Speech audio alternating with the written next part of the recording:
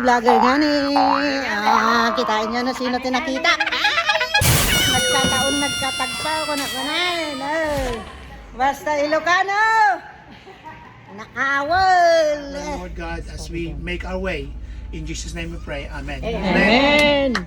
And good news, we are serving breakfast today.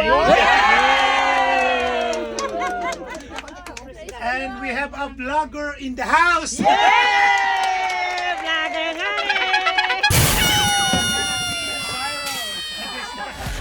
Kakausa ka na kurat. Ang libal-bal lang na kita tapor wag ang pangalan niya. Tapos ka makatakti kaya pagkargaan niya. Vlogger nga ni. Nandito kami sa aming first destination. Farm ni Pam.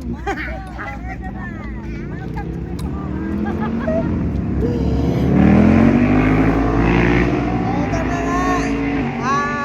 Kami mamumulot ng mga apple at saka strawberry na mga pananim ni Pam. Ito nga guys. Si vlogger, hello! Pupunta kami sa farm ni Ate. Yung farm ko dyan, Kita niyo yan? Anong gusto niya, pero bayaran niyo. Bago nga ni, this is it, pansat. Feeling ko na sa Bagyo nakmanan, darabi nagapuna gipigaw. Strawberry farm. Silverland farm. Esta yung Philly farm. Let's go. Paano natin sidsidin ito ng adukan natin makarga ng kailangan nga yan. Han nga gigses. Sunod di sobra. Kanon tayo, tano, tikasta. Antay malugi. 6 pounds, isang ganitong ilan. Punuin mo, hindi na nila kikiluin paglabas mo. Let's go! Kami ng mga strawberry, kailangan daw punuin yan kasi hindi nila kikiluin. So, try kong konti-konti lang. Tapos kumain na ako ng kumain ng anli. Vlogger nga ni ang ating next destination. Ayan. Viking Bee. Let's go!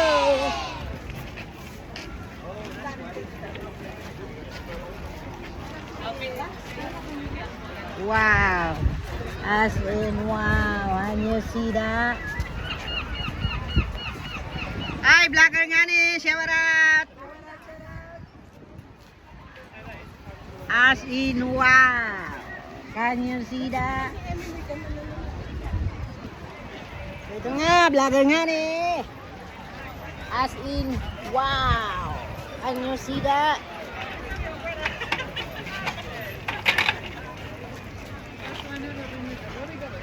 Baking bee. Viking bee. Basta. May bee. So ito na nga, nakarating na kami. At kainan na. Namutakan na lang. Ay, vlogger nga ni. Kainan na.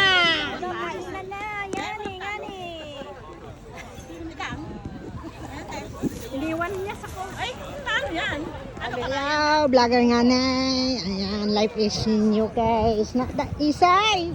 Select.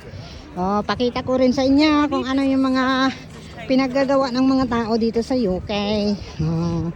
Uso rin dito naghubad-hubad kapag nasa beach na. Yung iba nga yan kita-kita na yung mga kaluluwa.